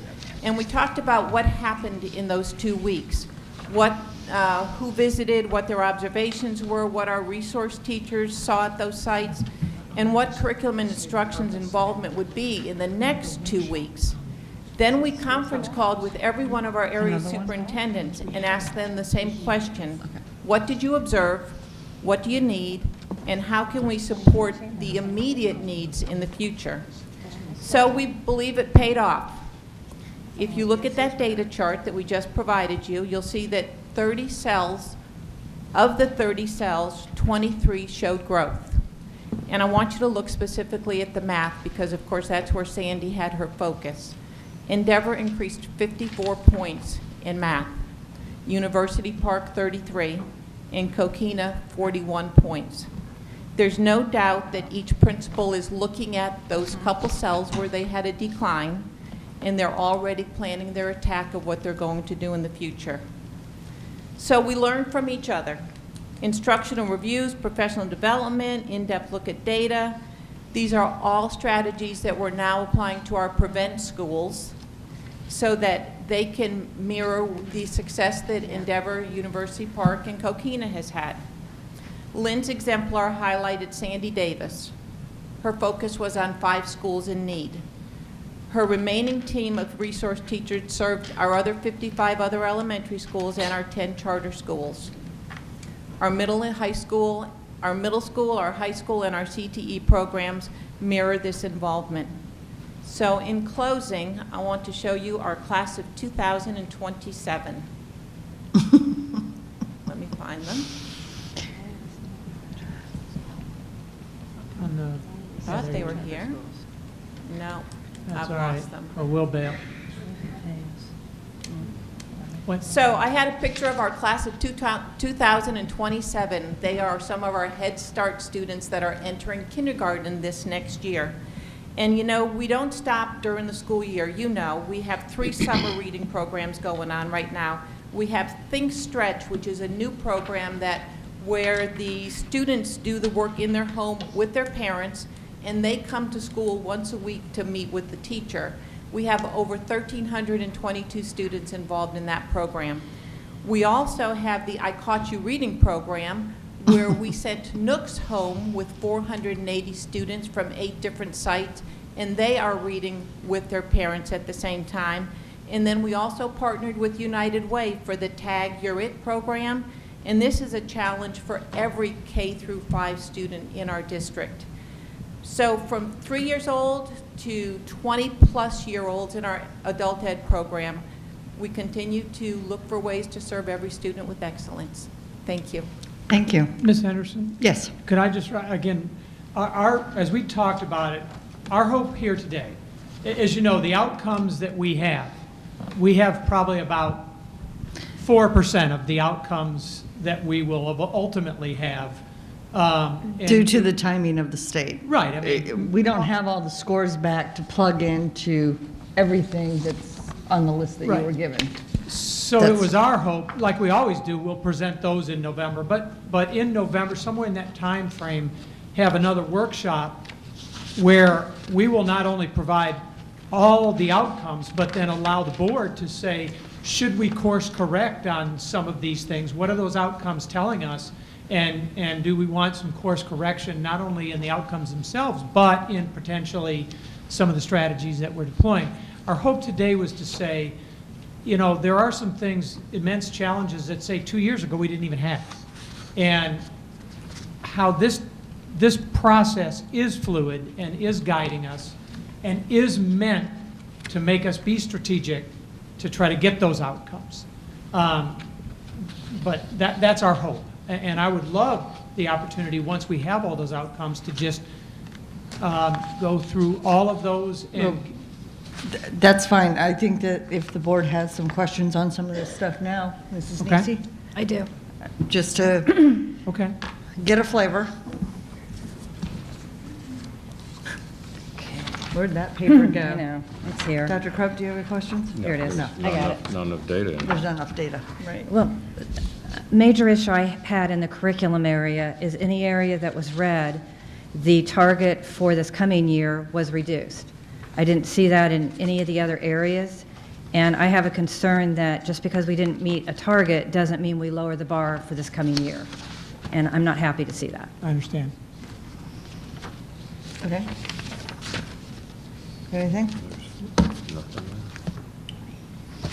No more questions? Nope. Now we thank you all for letting us know how you are using this strategic plan to do better things for our schools and for our children. And Break or transition in? I need a break. Yeah. we're going to break. Oh, how about, do you want to do lunch? Lunch. Yeah. You're going to do We're lunch? going to come Get back at noon? 12:30? 12:30? 12:15? 12:30? 12:30, 12:30? 12:30? Yeah, no earlier than 12:30. Budget should be half hour. I mean, it really should. Well, you said, okay, It's our it's our call. call. 12:30, okay. 12:30. 12:30. Okay, we are now going to start the budget meeting. I have invited Dan Bennett and Mary Helen and Deborah Greco to join us. So, Dr. Bingley? Judy is going to start at the beginning and I'll finish off. Okey-doke. All right. Good afternoon. First of all, I want to start off apologizing to the board, the superintendent, my peers, and the audience for running out of the room twice.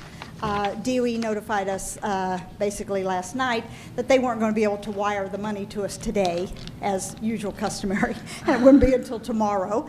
And so we now since we've been in the meeting, they had called for the third time to make sure that there wasn't an issue with us. There will not be. We will absolutely be able to make payroll. There's no angst or anxiety, but we were dotting the I's and crossing the T's to make sure. Superintendent has asked that I walk through this very quickly with you, and I will. Some of this is just the typical information that I'm going to leave you with that I normally give you at this time of the year. First of all, one of the main points I want to make to you is always at this time of the year, we're using different tax roll data. In the operating budget, we are confined by required to use the number that the state had adopted. And so they were using a 4.7% increase.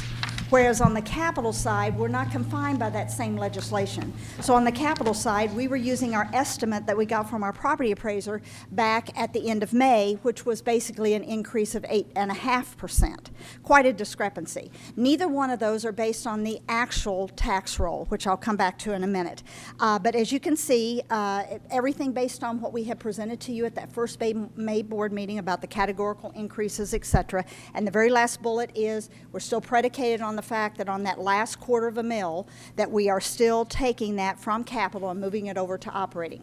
Remember when they went from 1.75 mils down to 1.5 mils, that was basically to move over to the operating fund, but it is an optional thing and we've done it every single year. So I just wanted to point that out.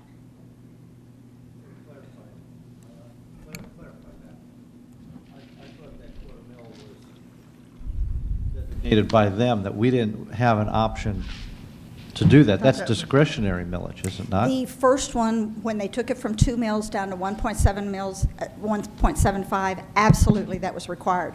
When they did the second one, from 1.75 to 1.5.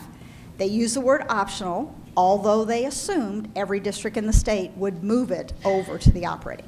And they calculated the dollars as such. But truly in statute, it does still have the word optional. It's really not. There's only one district that I know of, and that was Palm Beach Is that County. not the critical needs quarter mil? No. This is No. It was so confusing, and maybe what I need to do at a future meeting is bring back to the board that little tutorial kind of thing, because unfortunately there were 3 quarter of a mils. And it's so easy to get them confused, and I can absolutely do that. So, Yes, if okay, you so don't- basically, this quarter mil, which takes our capital down to the 1.5. Yes. Is optional, but we're required to move it. Because No. if you don't move it, for one thing, you lose the compression. Right. And with Right. us being below the state average, We would get extra money. we're talking millions of dollars that you would lose, so, yeah. Here is some information about the base student allocation and the district cost differential.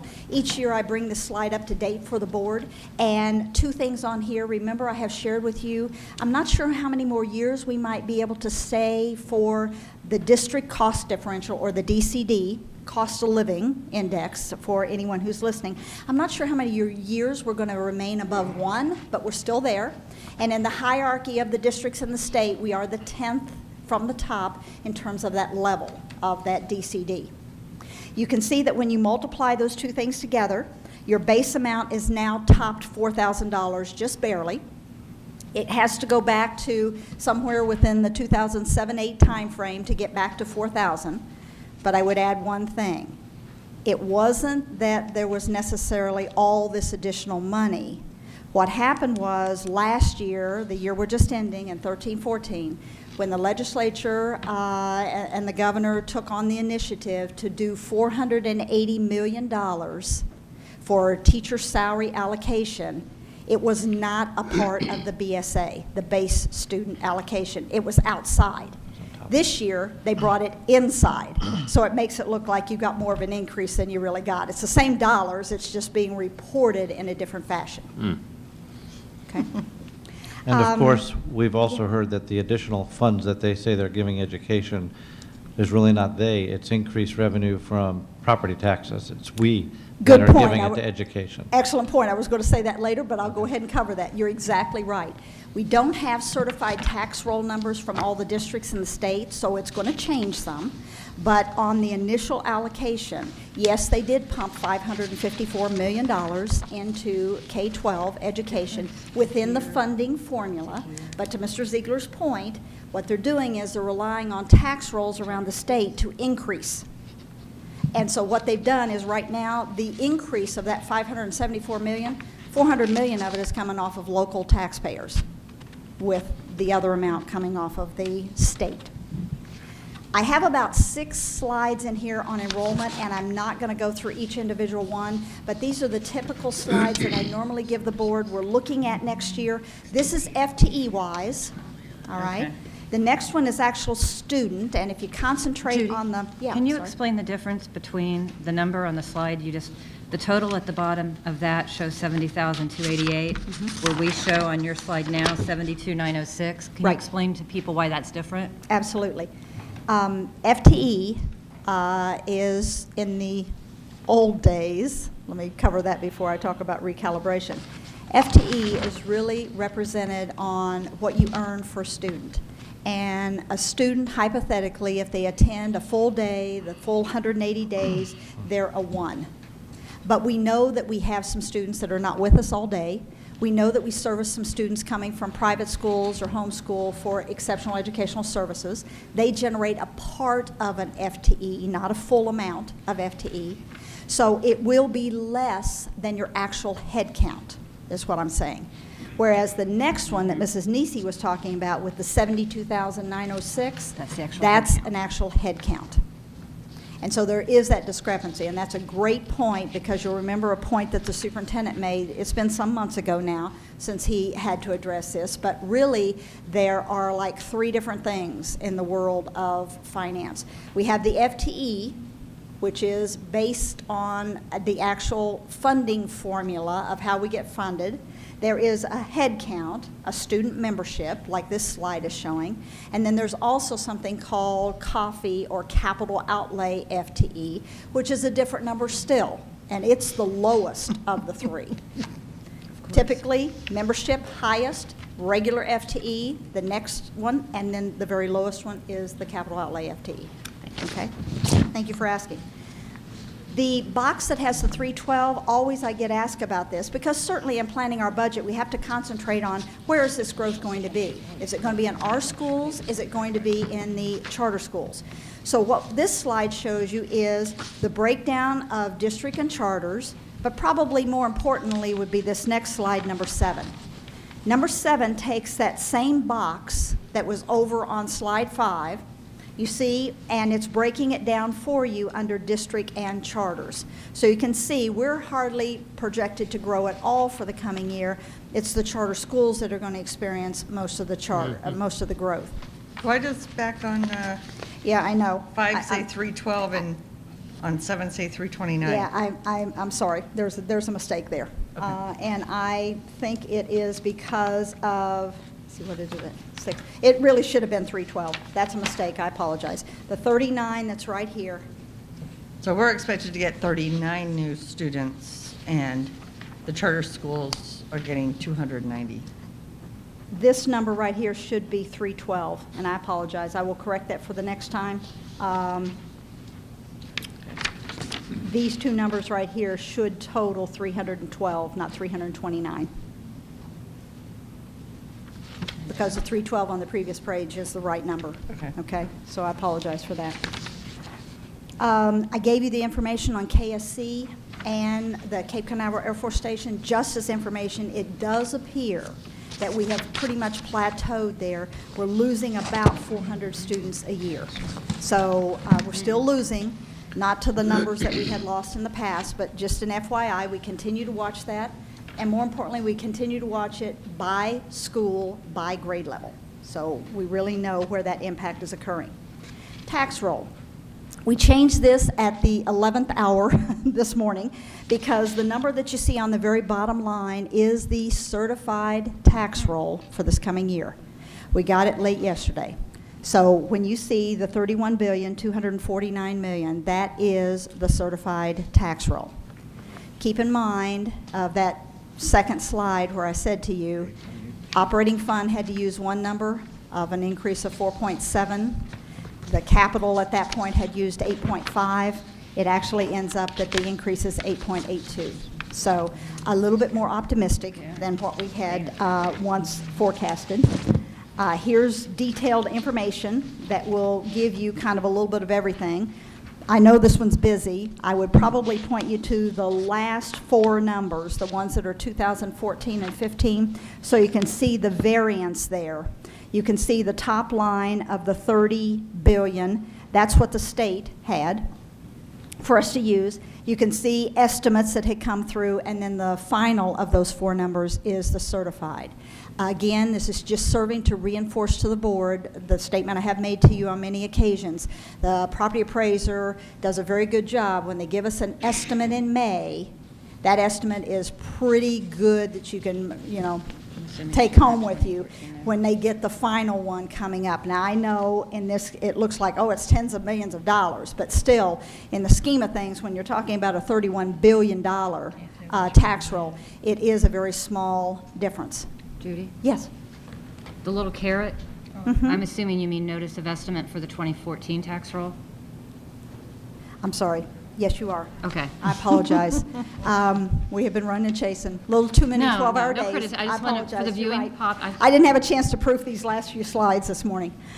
You're exactly right. The next to the last footnote on this page is what Mrs. Nisi is referring to, and it should say notice of estimate for the 2014 tax roll.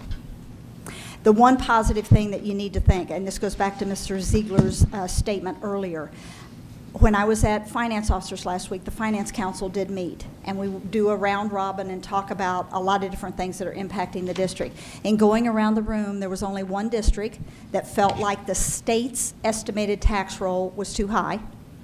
There was only one district that felt like it was right about where they thought it would end up being. And we had some guests in the room, so we're probably polling about 24 or 25 districts. Every one of the rest of us said that our estimate was showing that the tax roll would come in higher than what the state had used. So again, we don't have everybody, and remember I've said to you before, without all 67 districts, you can't recalibrate, recalculate the formula. But to Mr. Ziegler's point, I would say that by the time it's all said and done, a while ago when you asked me that, I said it's about 70% local and about 30% coming from the state. It's probably going to be more like maybe a 75-25. It's going to be more from the local. Okay. Millage at this point, what we're looking at tentatively, if you go to the bottom line, is what I had indicated to the board previously. It's about 7.4 mils, an estimate. Now that the tax rolls are starting to come in and they're being filed with Department of Revenue, they'll certify to Department of Education. Department of Education has to have back to the superintendent notification about what our new calculation of the millage will be. It has to be here by July the 19th, which is a Saturday, so they're committed to getting it to us by that Friday. My forecast is probably the millage will go down even more than what you see right here. And if you look at the list right now, it's the lowest that it's been in 17 years. Now, that's not to say that over that time the assessments have grown related to the homes, but on a millage level itself, and this is actually what it would look like. This Can we get that for a headline? I'm sorry? I said, can we get that for a headline? Lowest proposed assessment in, what'd you say, 22 years? Well, let's wait till the actual millage comes in, but I'm sure that it's going to be probably more than this 175. But again, levying the maximum allowed by law, and you're required to do this reduction. You have no choice. I've just given you pictures of basically what you have in your book, the total budget at this point in time. Of course, all this is going to be updated and refreshed by the time we get to the first public hearing. And I've given you information on both the operating fund and the capital. And the one bright spot on capital is, again, it's a forecast, but we are going to get back in the world of receiving some PICO funding. And I wanted to... Would that be for us, or do we have to give it away? No, this is ours. Okay. Yeah, that is one area where we don't report the money that goes to the charters in this particular. Can we actually get a report of how much they get? I would like to compare what we got for a whole district versus what each school got. That's an excellent point. Now, in our district or statewide? Why don't we first start with our district? We can absolutely do that for you. I've actually asked for the one statewide. For the coming year, all the 67 districts will participate in getting $50 million divided amongst them. And the charter schools in the state will all get $75 million divided amongst them. There's less than 3,000. Yeah, I guess say when we divide that up, how much for each charter school? It's going to be huge what they get. Not very many of them. So quick, let's go charter. So in essence, there could be a school out there, one school, that gets as much or more than we get for the entire district. No, I would say not quite that much, but perhaps, depending on the size of the school, it could be that they would get maybe 25% of what we would get for the whole district in our 82 schools and ancillary facilities. It would not be nice to break it out to, if you divide our 1.3 by the 70,000 students, how much per student we really got versus a charter school, and just see how that compares out. At one point last year, Karen and I did kind of a down and dirty because we weren't able to get really hard, fast numbers. That's one reason we've asked for them again. And it was appreciably more for the charter schools on a per student basis. But if you included the fact that we're getting the millage, which they would point out to you about the 1.5 mils on the capital side, it was almost dead even. I have a question. Mm-hmm. If charter schools get the money from the state to build onto their buildings or to do whatever, and they go under and they have to sell their property, are they going to be required to pay that money back to the state, or is that going to be money that those charter school companies would keep themselves?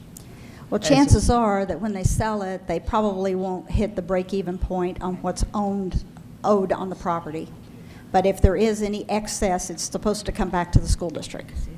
all assets and proceeds are supposed to revert back to us. We don't carry the liability, but if a charter, the issue that we've experienced, though, is that a number of your charters are leasing a building.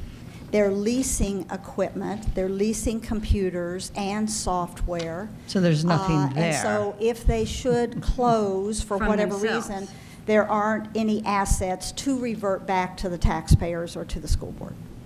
Well, that seems like a very wise investment for the Well, and state a lot of of Florida. times, the people sitting on their board just so happen to be the companies, sit on the boards of the companies that are doing business with them. Yeah. All right, one quick other thing. We will be updating this for you, but we wanted to wait until we got the tax roll, and since we didn't get it till last night, we haven't gone in. You remember on the bar graph that the superintendent has been using consistently in going out doing the presentations related to the surtax. I would remind the board that that bar graph for the out years is based on scenario number 5. So we had forecasted a pretty large increase going into next year, primarily because of that Florida Power and Light plant coming online. That was going to be a big bump, all right? But now, under the current scenario column, we will be redoing the bar graph so that you'll have something much more up-to-date. Slight difference, but it still will make some difference on that as we look to the future in capital. I just say to you, as you know, we have public hearing planned for July the 31st. And advertising for that will be on the previous Saturday, July the 26th, in the newspaper. And then our final public hearing is on September the 4th. And with that, I'm going to turn it over to the superintendent. Well, the good news is that I'm going to share very little that's new, because things that are new at this point generally work against us. And there's not a lot of that. And the second piece of good news is we're going to look at the cut list for about 20 seconds.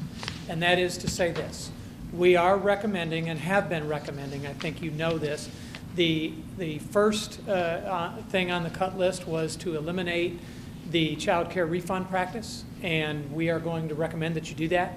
And that will recover about $1 million conservatively from doing that action.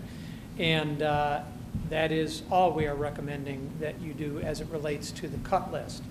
Now, then we, as you remember, we did try to strategically create an add list, or what we would recover if in fact there is new money. One of the things I need to make sure we do is first of all, we have to cross through number 4, because in actuality, we put that on there. We did want to note that there was going to be some work to try to handle some security access control stuff, but that really will fall in our capital budget. And as you saw from some of our data, we have security as one of the 3 quadrants within the itemized things that Dane's group has done. So what we're looking at are items 2, 3, and 4. You probably remember several months ago we described all these things. One was the nursing that we are going to have to pay for that increase. The other were some of those grant-funded positions in accountability, in our homeless liaison, and so forth. And then the other one was we wanted to try to see if we could judiciously provide some additional instructional assistance at the elementary level to provide focused support for exceptional education teachers at the elementary level, particularly where there is the highest need. So when you look at those 3 items, 2, 3, and 4, they basically would utilize most of that $1 million that we save by making the cut in school-age child care. So then we go back to the list that we gave you right from the outset, and that was, if you recall, the FEFP increase was $13.1 million. Judy has shared with you the categoricals that came out to about 4.7, I think, leaving us with, what's that? Oh, 3.4, and then the additional 1.2 for the retirement, which we're required to send. So the 52,000 is now being added because if you look back, if you're not using that entire $1 million, then it goes back into what's available. You see how the green, we took the 52,000 that we didn't spend from the million and added it to the list? Are you following that? Okay. Yeah. Let me go Ours back. isn't in Ours is color. not in color. We're now on Okay, slide 42. then you might want to look up here, but what we're right saying there, is we took that $1 million cut in school age Oh, childcare. right, okay, right. That's We've what you're adding deployed, back we've based on- utilized 947,000 of it. And then we got 52,000. And then we have that 53,000 that we will Left add over. then to the amount available to us. Got it. The final change, which we've been sharing with you all along, is that we did know that we would have to try to put a reasonable reserve in place for a certain number of secondary students. Initially, we thought about $500,000. Conservatively, we want to drop that to $400,000, and hopefully it will fall somewhere between $300,000 and $400,000, and that will basically address targeted additional secondary staff, high school teachers, that will be required from the students who had been in dual enrollment and will be returning to our high schools. Okay? So we feel pretty confident that that $400,000 would be enough to address that issue, which then brings you to that final total of about $8.1 million. What was originally 8.4 is now 8.1. And as you know, we are currently at the bargaining table. So right now, that's where we are as we are at the bargaining table. Okay? And whoops. And then with that, I would ask you for questions and recommendations. The great news is we're not gnashing teeth for 2 hours over the 22nd versus the 35th item on the cut list. That's a very good thing. Questions, comments? Mike? For clarity, though, this does not solve our capital problems, because that got This is misinterpreted. operating. I know, it just got misinterpreted in previous conversations, and I want that message to get out there that this does anything to solve any of our capital Yeah, problems. this is $8.1 million of operating. And we are at the table as it relates to all comp and benefits, health insurance, and all those kind of things. Ms. Nisi? Well, I was going to bring this up at some point. I wasn't for sure who was going to do it. I would like to have, at the next board meeting, I want to deal with the lunch prices now. I don't think keeping the price of school lunch the same is in our district's best interest, and I guess I would like to hear from the other board members if they concur or not with that. I concur. Although, there I go again, doing it to me.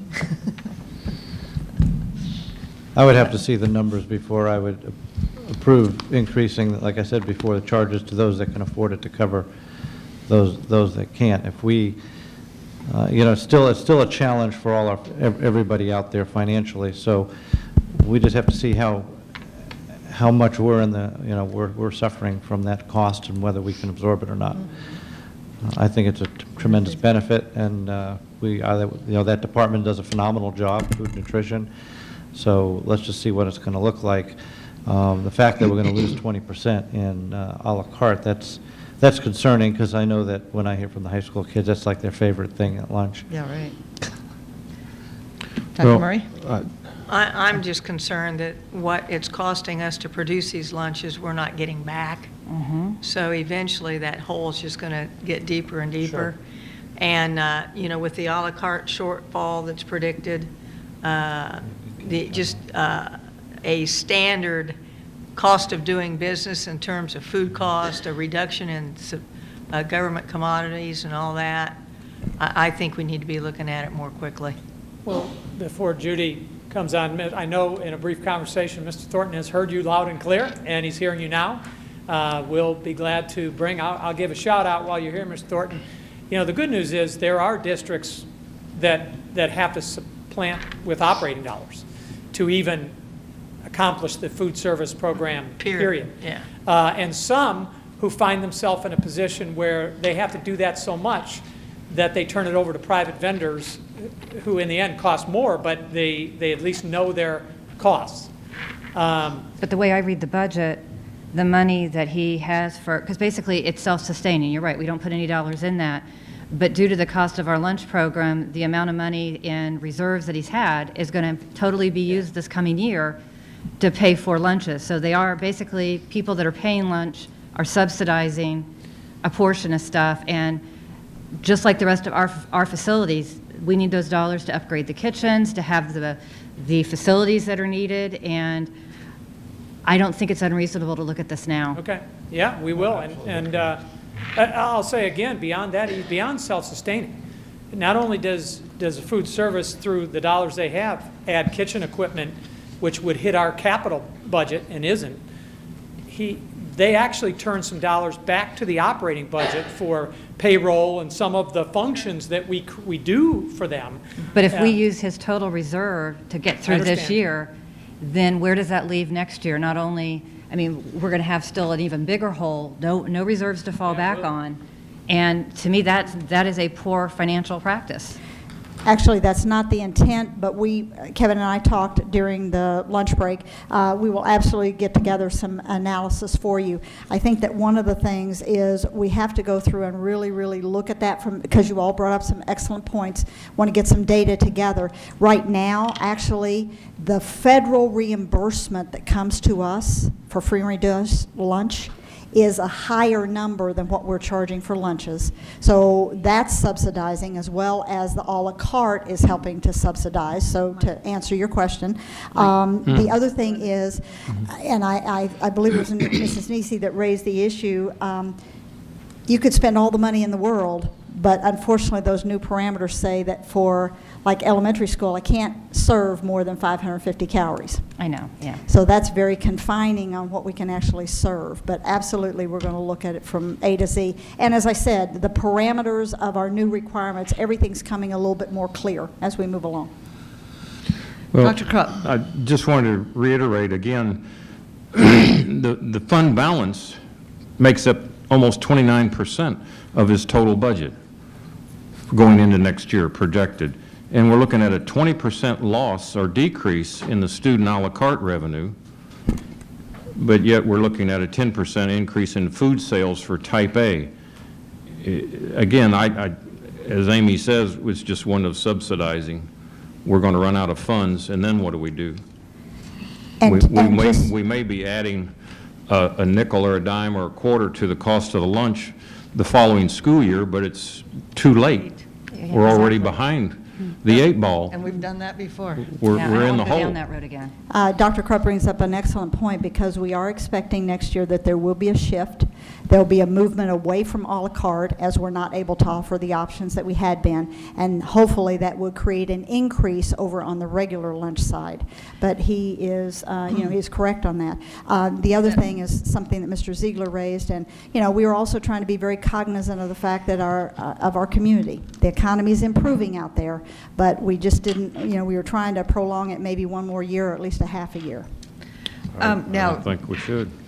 You just said something that made me go, huh.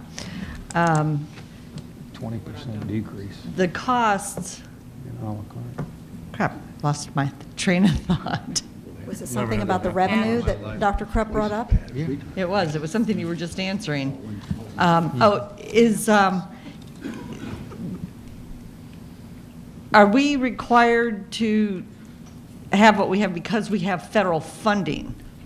If we didn't have federal funding, would we be able to go back to an a la carte because we don't have federal funding for next year, if that comes to fruition? I'd have to check See the what I'm law. saying? My guess is yes, but you wouldn't be able to take advantage of any commodities either. So not only would you maybe not be able to have your students qualify for free and reduced lunch, you might not be able to, you probably wouldn't get any of the commodities either. Well, my understanding, we don't Which get them we like... maximize tremendously. Okay, I didn't think that they were providing the commodities like they used to, so... I thought that had changed. Okay. Probably not as lucrative as it once was. I have another. Can I make this as a promise to the board and as a comment to Mr. Thornton? Mr. Thornton works too strategically to put us in harm's way. So we will examine all that you're talking about, and we will bring that information back to you. Thank you. I want to talk about the, this is the year that what we don't have on here is the ACT, and I know that it's controversial, whether we should be paying for it or we shouldn't. I guess my concern about the ACT not having that as a tool for the district is that with all these changes going on, with everything that we do in the district, with all the changes in our testing, we really don't know where we stand. But the ACT has always provided us with a constant because we would know where our junior stands. Because we could all argue that the FCAT is less than reliable, especially in the last 3 years. I know my husband was trying to compare one kid to the other. I said, you can't because, you know, at the time that this one took it, it was like this, and now when the second one takes it, we've upped the scores, we've changed standards, so you have no real comparison. I think that for the district to, you know, let it go by the wayside, I'm not sure that that's a good thing. But I was thinking if there was a way, and we would have time to do this because it doesn't come up until March. Correct. Or April or whenever it is, that maybe, you know, Ms. Irwin look with some business partners to see how many in particular schools somebody would be willing to sponsor. Right. Try to find a different way to pay for it, because I really kind of hate to have that one constant that tells our district where we're going, because we know the testing from everything else is up and down. But that one, we can really compare ourselves, and we're using everybody, and that's just my opinion. Ms. Henderson, I agree with you, and an element to that, John Carr has done the work to be able to use the ACT in our evaluation system. It is the one we have data on and could use for teachers who are working to improve their juniors' performance on the ACT. Yet we may well come back to you and say, we would like to look either at dollars that we didn't spend or that revenue we've generated. I'll tell you, you are correct. And it's ironic, Mr. Beislein and I were just reflecting on this wonderful day that I drove to the State Board of Education in Tampa as they were looking at increasing the cut scores yet again. And we had a 10th grade reading test that 38% of the kids in the state passed. A basic competency 10th grade reading test.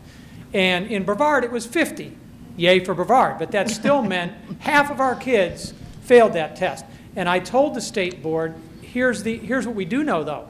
Of the 50% of our kids that failed that basic competency test, 8 months later took the ACT, and 60% of them scored college ready.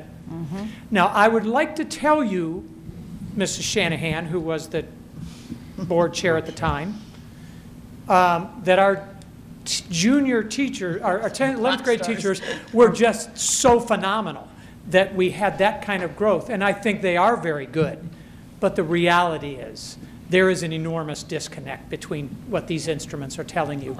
And the ACT has done that for us several times. Yeah. So, and that is my concern, because I think that we all know, I don't think there's a person in this room who really thinks that any of the scoring and the testing that comes out of the state of Florida is reliable. she spanked And me it a little certainly bit isn't, and it told me certainly to isn't sit down. consistent either. May I say something on that? It's come to my attention, and many of you may know this already, but it's come to my attention more than ever in the last couple of weeks that the current FCAT, you cannot get the statistical reliability and validity on that exam. They just can't seem to find it. So here we are administering tests to our children that the state can't even stand behind. It raises a lot of suspicion. The superintendents have asked, once again, for the DOE to examine writing results. I'm going to tell you that's not going to happen. Pearson has left town. The DOE has as much desire to dig into writing scores as, well, I just won't go there. That's not going to happen. But again, it is something that we face, year in, year out. Yeah. It seems. And as a parent with children 3 years apart, I got to tell you, it's very difficult to understand, was it my teacher? Is it my child? Is it, I mean, because there's nothing constant. We will come back to the board So- if we feel like we would have a revenue stream and what we would use, and if we feel that the value for delivering the ACT is important. I think. Yeah, I was just going to add to that and say I would like to revisit that too. Okay, thank you. Anybody else have any questions, comments, concerns? Before I... Deborah? Anyone? This meeting is adjourned. Thank you.